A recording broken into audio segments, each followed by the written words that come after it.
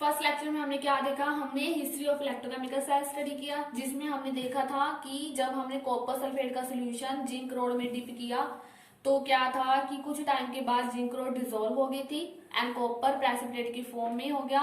And दूसरा क्या था, एक ही सेल में ऑक्सीडेशन भी हो रही थी, रिडक्शन भी हो रही थी, जिसे हमने डायरेक्ट रिडॉक्स बोला था। तो ये हमारा थोड़ा इलेक्ट्रोकेमिकल सेल की हिस्ट्री थी।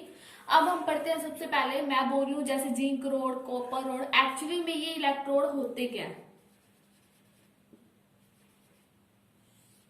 देखो, इलेक्ट्रोड का मतलब क्या है, जब भी आप किसी भी मेटल रोड को इलेक्ट्रोलाइट में डिसॉल्व करते हो, इलेक्ट्रोलाइट हमारे पास क्या होते हैं, जो आयंस में डिसोसिएट हो जाते हैं। जैसे मान लो मैं बोल रही हूँ कॉपर सल्फेट एक इलेक्ट्रोलाइट है, हमें पता है कॉपर क्या देता है, हमें कॉपर +2 SO4 2 नेगेटिव, तो इसे हम इलेक्ट्रोलाइट बोलते हैं। जब भी किसी मेटल रोड को हम इलेक्ट्रोलाइट सोल्यूशन में डालते हैं तो या तो वो इलेक्ट्रॉन गेन कर रहा है या इलेक्ट्रॉन लॉस कर रहा है, उसकी वजह से मेटल रोड पे जो चार्ज आ रहा है उस चार्ज रोड को हम क्या बोलते हैं, इलेक्ट्रोड। समझ आया। किसी भी मेटल रोड को हमने इलेक्ट्रोलाइट सोल्यूशन में डाला, या तो उसने इलेक्ट्रॉन गेन किए या उसने लॉस किए, उसकी वजह से मेटल रोड पे जो चार्ज आया उस चार्ज रोड को हम क्या बोलते हैं, इलेक्ट्रोड। इसके देखो फर्स्ट केस हमारे पास क्या है, लेट अस कंसीडर ये हमारे पास एक कंटेनर है, इसके अंदर हमारे पास कोई इलेक्ट्रोलाइटिक सोल्यूशन है और जो मेटल है वो किसमें पड़ी है, सॉलिड स्टेट में। यहाँ पे हमारे पास क्या है, एक मेटल की रोड, ये हमारे पास मेटल रोड है। अब क्या हुआ, मान लो ये जिंक रोड ही है, ये जो रोड है ये क्या कर रही है, इस इलेक्ट्रोलाइट सोल्यूशन में डिसॉल्व हो रही है। डिसॉल्व होने की वजह से क्या है कि ये जो मेटल है ये अपने इलेक्ट्रॉन लॉस करके मेटल टू M+N स्टेट में चेंज हो रही है। मीन्स ये रोड क्या कर रही है, अपने इलेक्ट्रॉन इसको दे रही है, इलेक्ट्रॉन दे रही है, तो इसकी वजह से रोड पे चार्ज क्या आ रहा है, नेगेटिव चार्ज। मैंने क्या बोला कि हमने एक सोल्यूशन ले लिया, उसमें मेटल सॉलिड स्टेट में पड़ी है, ये जो रोड है इस इलेक्ट्रोलाइट सोल्यूशन में डिसॉल्व हो रही है, जिसकी वजह से ये जो मेटल सॉलिड स्टेट में थी अब किस में चेंज होगी, 0 to +N स्टेट में। मतलब इसके ऊपर अब कोई ना कोई चार्ज आ गया, ये पहले सॉलिड थी अब क्या हो गई, एक्वस, +N इलेक्ट्रॉन इसके लॉस हो रहे हैं। तो ओवरऑल रोड पे कौन सा चार्ज आ रहा है, नेगेटिव चार्ज। तो जिस रोड पे नेगेटिव चार्ज आता है उसे हम क्या बोलते हैं, इसमें क्या हो रही है, ऑक्सीडेशन। एंड ये हमारी रोड कौन सी होती है, एनोड, दैट इज जो हमारी नेगेटिव होती है। एंड देखो ये इलेक्ट्रॉन दे रही है तो इसका जो साइज है रोड का वो क्या होता जा रहा है, डिक्रीज होता जा रहा है। ये है मेरे पास फर्स्ट केस। सेकंड केस में हमने देखा कि मैंने क्या लिया, एक सोल्यूशन लिया जिसमें मेटल हमारे पास क्या है, एक्वा स्टेट में है। इधर हमारे पास वैसे ही एक मेटल की रोड है। अब जो इलेक्ट्रॉन इस कंटेनर ने या इस रोड ने लॉस किए, वही इलेक्ट्रोड ये मेटल गेन करके मेटल स्टेट में चेंज हो रही है, M+N। इसने ये इलेक्ट्रॉन लॉस किए, मेटल ने वही इलेक्ट्रॉन गेन किए और किस में चेंज होगी, मेटल सॉलिड स्टेट में, ये हमारी एक्वा स्टेट में है। अब ये इलेक्ट्रॉन गेन कर रही है, गेन करने की वजह से क्या है, इसके ये इलेक्ट्रॉन ले रही है, दैट मीन्स इसके ऊपर जो चार्ज है वो कौन सा आया, पॉजिटिव चार्ज। इस पॉजिटिव चार्ज रोड को हम क्या बोलते हैं, रिडक्शन, क्योंकि इसने इलेक्ट्रॉन गेन किए। ये रोड हमारी कौन सी हुई, कैथोड, कौन सी, पॉजिटिव प्लेट। मैंने क्या बोला, इलेक्ट्रोड हम किसे बोलेंगे, जब हम किसी भी मेटल आयन को इलेक्ट्रोलाइट सोल्यूशन में डिसॉल्व करते हैं, अगर वो इलेक्ट्रॉन गेन करे या लॉस करे, उसकी वजह से रोड पे जो चार्ज आएगा उसे हम क्या बोलेंगे, इलेक्ट्रोड। फर्स्ट केस मैंने क्या डिस्कस किया, मैंने मेटल सॉलिड स्टेट में ली, ये मेटल रोड क्या हुई, सोल्यूशन में, इलेक्ट्रोलाइट सोल्यूशन में डिसॉल्व होना स्टार्ट हुई, जिसकी वजह से इस मेटल ने अपने इलेक्ट्रॉन लॉस किए और सॉलिड टू एक्वा स्टेट में चेंज होगी, मींस आयंस में चेंज होगी। तो रोड पे ओवरऑल क्या आ गया, नेगेटिव चार्ज। उस नेगेटिव चार्ज रोड पे हमने क्या बोला, ऑक्सीडेशन हो रही है। एंड उस रोड का नेम क्या है, एनोड, टर्मिनल कौन सा हमारा, नेगेटिव।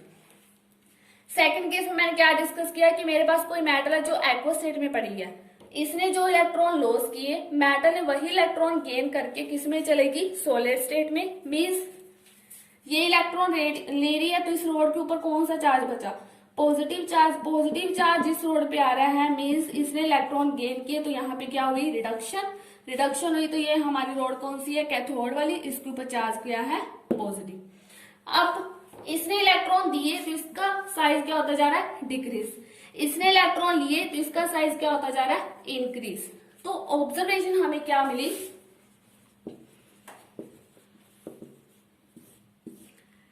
फर्स्ट ऑब्जर्वेशन में हमने क्या देखा कि एक तो हमारे पास जो एनोड वाला है उस पे क्या हो रही है, ऑक्सीडेशन, वो हमारा कौन सा टर्मिनल है, नेगेटिव। सेकंड हमारा देखा कैथोड वाला, उस पे क्या हो रही है, रिडक्शन, वो हमारा कौन सा टर्मिनल है, पॉजिटिव। थर्ड हमें क्या देखा कि एनोड का साइज क्या हो रहा है, डिक्रीज, बिकॉज वो इलेक्ट्रॉन लॉस कर रहा है। एंड कैथोड का साइज क्या हो रहा है, इंक्रीज, बिकॉज वो इलेक्ट्रॉन गेन कर रहा है रोड का। समझ आया इलेक्ट्रोड में क्या है, जिसने इलेक्ट्रॉन लॉस किए एनोड, ऑक्सीडेशन, नेगेटिव टर्मिनल। जिसने इलेक्ट्रॉन गेन किए वो हमारा कैथोड, वहां पे होगी रिडक्शन, पॉजिटिव टर्मिनल। एनोड ने इलेक्ट्रॉन दिए तो एनोड की रोड का साइज हुआ डिक्रीज। कैथोड की रोड ने इलेक्ट्रॉन लिए तो कैथोड की रोड का साइज हुआ इंक्रीज। तो यहाँ पे हमें पता चला कि इलेक्ट्रोड क्या होते हैं। अब हम डिस्कस करते हैं इलेक्ट्रोड पोटेंशियल। इलेक्ट्रोड समझने के बाद अब हम डिस्कस करते हैं इलेक्ट्रोड पोटेंशियल। छोटे छोटे सारे टर्म्स आपको समझ आनी बहुत जरूरी है। इलेक्ट्रोड हमें पता चल गया अब क्या है। अब हम इलेक्ट्रोड पोटेंशियल कैसे बोलेंगे, जैसे मान लो मेरे पास एक वायर है, ये एक वायर का एक एंड है, ये वायर का दूसरा एंड है। मान लो ये पॉजिटिव है, ये नेगेटिव है। इसके ऊपर हमने 5 वोल्ट का पोटेंशियल ड्रॉप करवाया। अब इसके अंदर जो भी चार्ज पार्टिकल आएगा, अगर हम उसको 5 वोल्ट का पोटेंशियल देंगे तो हमारे पास कितनी आउटपुट आएगी, मीन्स कितना पोटेंशियल डिफरेंस आएगा, that is known as the potential. या पोटेंशियल को हम ऐसे भी बोलते हैं वर्क डन पर यूनिट चार्ज।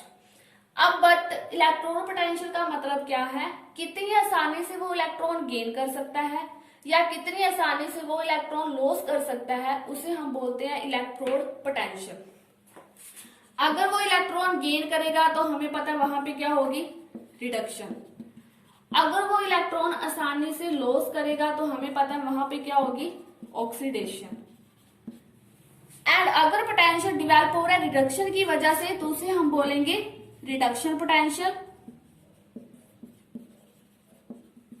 एंड अगर पोटेंशियल डिवेल्प हो रहा ऑक्सीडेशन की वजह से तो उसे हम बोलेंगे oxidation potential. First of all कितनी आसानी से उसने इलेक्ट्रॉन गेन किए या कितनी आसानी से उसने इलेक्ट्रॉन लॉस किए, वो हमारे पास क्या होगा, इलेक्ट्रोड पोटेंशियल।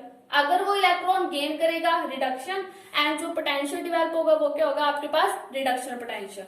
अगर वो इलेक्ट्रॉन लॉस करेगा तो वो हमारे पास क्या, ऑक्सीडेशन, एंड जो पोटेंशियल डिवेल्प होगा वो क्या होगा, ऑक्सीडेशन पोटेंशियल। एक चीज आपने ध्यान रखनी है, जो रिडक्शन पोटेंशियल होता है is opposite of oxidation potential. Reduction potential is opposite of oxidation potential. देखो कैसे, मान लो अपने पास ये एक इक्वेशन है, metal changes to m+n electron. यहां 0 to +1 जा रही है, it mean electron loss, oxidation. ये कहां से जा रहा है, left to right, means left to right क्या हो रही है, ऑक्सीडेशन।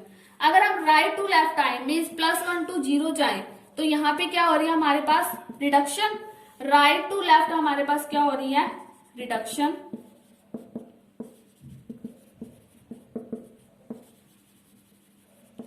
अगर ऑक्सीडेशन का पोटेंशियल +5 वोल्ट है तो रिडक्शन का पोटेंशियल कितना होगा, -5 वोल्ट। तो इस लाइन का यही मीनिंग है कि reduction potential is opposite of oxidation potential. अगर लेफ्ट टू राइट जाने पे ऑक्सीडेशन हो रही है तो राइट टू लेफ्ट आने में क्या हो रही है, रिडक्शन। तो हमें पता चल गया, अब हमें कितनी चीजें पता चल गई। एक तो हमें पता चल रहा है कि जो लेफ्ट साइड है वहां पे क्या होनी है, ऑक्सीडेशन। वो रोड हमारी कौन सी होगी, सॉरी एनोड, एंड कौन सा टर्मिनल होगा वो हमारा नेगेटिव। अगर राइट साइड है, राइट साइड पे क्या होना है, रिडक्शन। वो रोड हमारी कौन सी होगी, कैथोड, एंड वो टर्मिनल हमारा कौन सा होगा, पॉजिटिव। इतनी चीजें क्लियर है। अब हमें इलेक्ट्रोड के बारे में पता चल गया एंड इलेक्ट्रोड पोटेंशियल के बारे में पता चल गया। एक चीज और, इसमें हमने एक ऑब्जर्वेशन और भी देखी थी कि जो एनोड की रोड का साइज है वो होता है डिक्रीज, ये आप चाहे अपने रफ नोटबुक के साइड में लिख सकते हो, एंड जो कैथोड की रोड का साइज होता है वो होता है increase. History of electrochemical cell discuss किया हमने, इलेक्ट्रोड डिस्कस किए, इलेक्ट्रोड पोटेंशियल डिस्कस किया। अब हम डिस्कस करते हैं इलेक्ट्रोकेमिकल सीरीज। इलेक्ट्रोकेमिकल सीरीज देखो क्या है, इसके बेस पे क्वेश्चंस भी बहुत पूछे जाते हैं। इलेक्ट्रोकेमिकल सीरीज का मतलब क्या है, साइंटिस्ट थे उन्होंने क्या किया, बहुत सारी मेटल रोड कलेक्ट की और उसके ऊपर एक्सपेरिमेंट किया। एक्सपेरिमेंट करने पे उन्होंने क्या देखा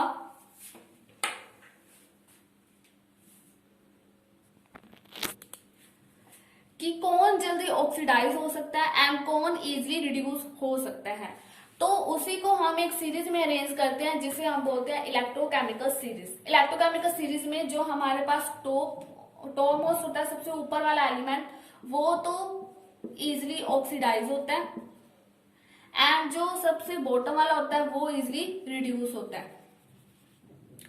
इलेक्ट्रोकेमिकल सीरीज का मतलब क्या है कि साइंटिस्ट ने देखा कि कौन इजिली ऑक्सीडाइज हो सकता है एंड कौन इजिली रिड्यूस हो सकता है, उसी के बेस पे उन्होंने उसको एक सीरीज में अरेंज किया जिसे हम इलेक्ट्रोकेमिकल सीरीज बोलते हैं। इलेक्ट्रोकेमिकल सीरीज में जो सबसे फर्स्ट टॉप वाले होते हैं वो इजिली ऑक्सीडाइज होते हैं एंड जो बॉटम वाले होते हैं वो इजिली रिड्यूस होते हैं। जो इलेक्ट्रोकेमिकल सीरीज है ये डिपेंड करती है standard reduction potential value. Reduction हमें पता चल गया क्या है, पोटेंशियल हमें पता चल गया क्या है, स्टैंडर्ड का मतलब क्या है, जब हम 1 मोलर कंसंट्रेशन लें एंड जो प्रेशर हो वो 1 बार हो उसे हम स्टैंडर्ड कंडीशन बोलते हैं। जैसे मान लो आपने ये कॉपर सल्फेट लिया, मैंने बोला कि 1 मोलर कॉपर सल्फेट है। 1 मोलर कॉपर सल्फेट का मतलब कि ये हमारा स्टैंडर्ड सोल्यूशन है जिसकी कंसंट्रेशन 1 मोलर है एंड प्रेशर उसका 1 बार है। अब स्टैंडर्ड रिडक्शन पोटेंशियल वैल्यू में क्या होगा कि जो अपने ऊपर वाले होंगे उनकी एसआरटी वैल्यू लो होगी